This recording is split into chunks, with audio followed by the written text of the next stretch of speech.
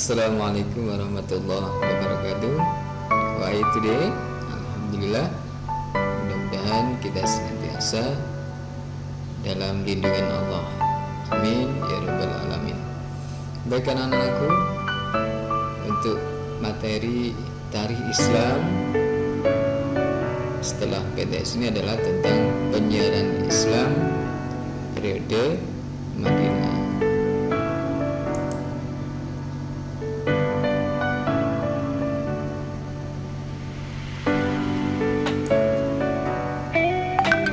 Yang pertama kali yang dilakukan oleh Rasulullah atau umat Islam di kota Madinah, yakni membangun Masjid Nabawi.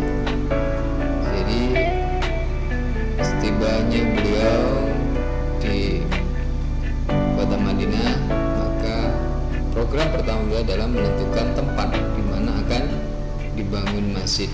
Nah, dengan cara beliau melepaskan untanya dan menetapkan tempat berhenti untanya sebagai masjid atau tempat nantinya akan dibangun masjid. Nah, ternyata untanya berhenti di tanah milik 2 orang anak yatim. Maka Rasul minta keduanya untuk menjual tanahnya. Namun keduanya ingin berikan tanahnya sebagai hadiah, tapi Rasulullah tetap ingin bayar harga tanah itu sebesar 10 dinar, dan Abu Bakar menyerahkan uang kepada mereka berdua. Kemudian Rasulullah tinggal di rumah Abu Ayyub Al-Ansari sampai selesai pembangunan Masjid Nabawi. Rasulullah terjun langsung dalam proses pembangunan masjid itu, ikut memindahkan bata dan bebatuan seraya berdoa, ya Allah, tidak ada kehidupan yang lebih baik kecuali kehidupan akhirat, maka ampunilah orang-orang Ansar. Orang Ansar itu adalah orang-orang Madinah yang menolong kaum Muhajirin. Muhajirin itu orang yang berhijrah.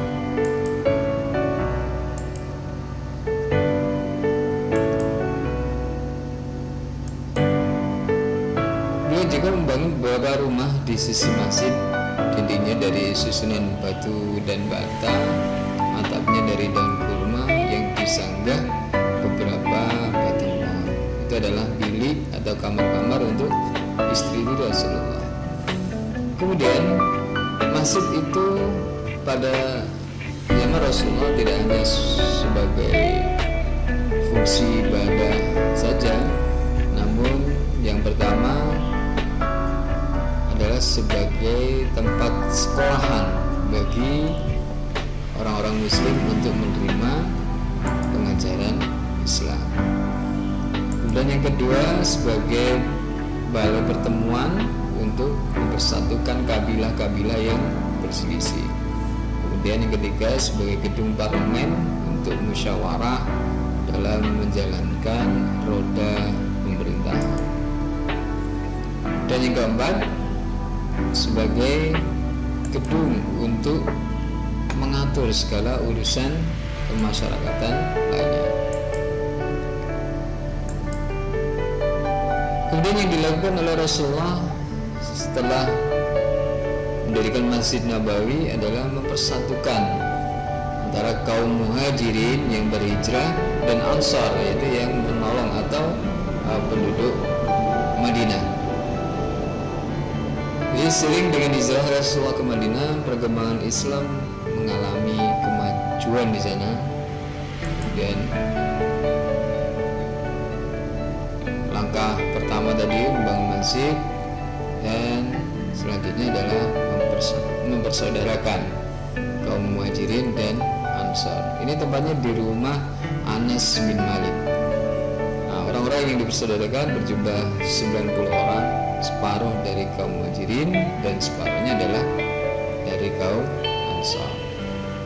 Dan beliau memerintahkan mereka agar mereka saling tolong-menolong, saling mewarisi harta jika ada yang meninggal dunia, dan mempererat tali persaudaraan sesama umat Islam, atau lebih dikenal dengan ukhuwah Islamiyah.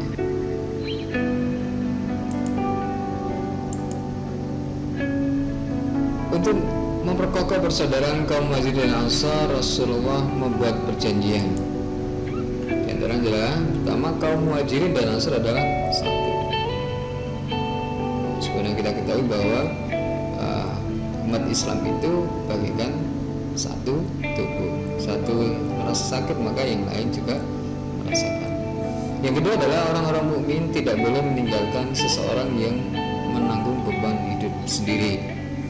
Dan orang-orang mukmin yang bertakwa harus melawan orang yang berbuat zalim. Kemudian yang keempat, orang mukmin tidak boleh membunuh mukmin lainnya. Yang ketiga, tentang teladan kepatuhan kaum Muhajirin dan Ansar.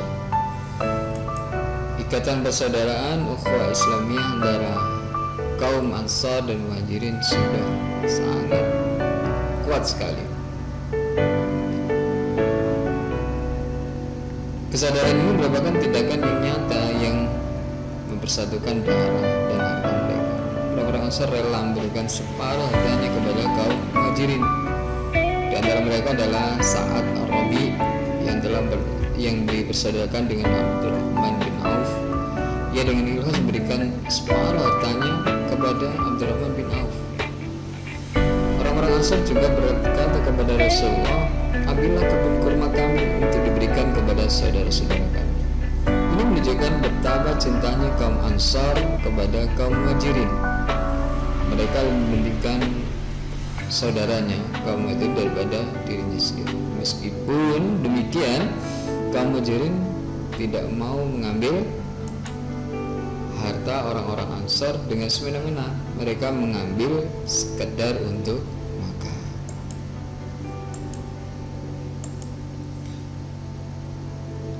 Kemudian muncullah piagam Madinah. Apa itu?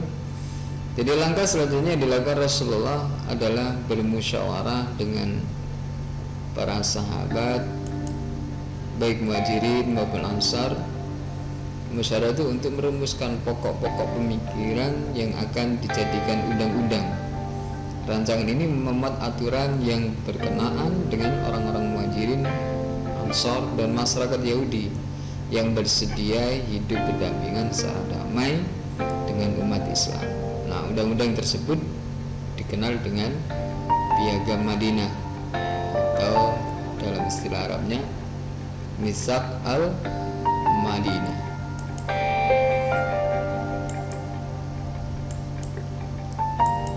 Nah, Piagam Madinah ini bertujuan untuk menyatukan para penduduk Madinah dalam satu naungan, yaitu perdamaian. Nah, berikut isi perjanjian dalam Piagam Madinah. Yang pertama, orang-orang Yahudi Bani Auf adalah satu umat dengan kaum mukmin. Dua, orang-orang Yahudi berkewajiban menanggung nafkah mereka sendiri. Begitu pula orang-orang Muslim. Mereka harus bahu-membahu dalam menghadapi musuh yang hendak membatalkan piagam perjanjian ini. Yang keempat, mereka harus saling menasehati, berbuat kebajikan dan tidak boleh berbuat jahat.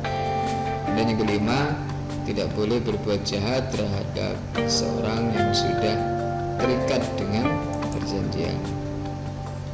Yang keenam, wajib membantu orang yang dizalimi. Yang ketujuh, orang-orang Yahudi harus berjalan seiring dengan orang-orang mukmin selagi mereka terjun dalam kancah peperangan. Yasrib adalah kota yang dianggap suci oleh setiap orang yang menyetujui perjanjian ini. Dan yang sembilan, jika terjadi suatu perselisihan di antara orang-orang yang mengakui perjanjian ini yang dikhawatirkan akan menimbulkan kerusakan, maka tempat kembalinya adalah Allah dan Rasul. Yang 10, orang-orang Quraisy tidak boleh mendapatkan perlindungan dan tidak boleh ditolong.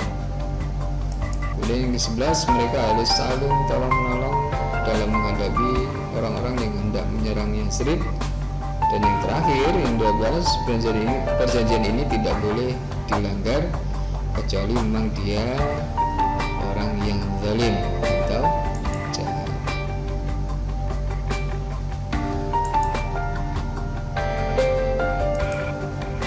Terima kasih. Demikian materi penyiaran Islam periode awal di Madinah. Mudah-mudahan bisa dipahami.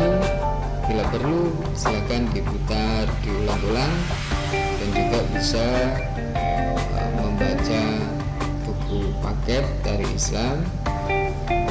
Itu saja yang bisa saya sampaikan.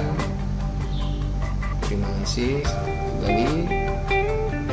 Dan Assalamualaikum warahmatullahi wabarakatuh. See you again.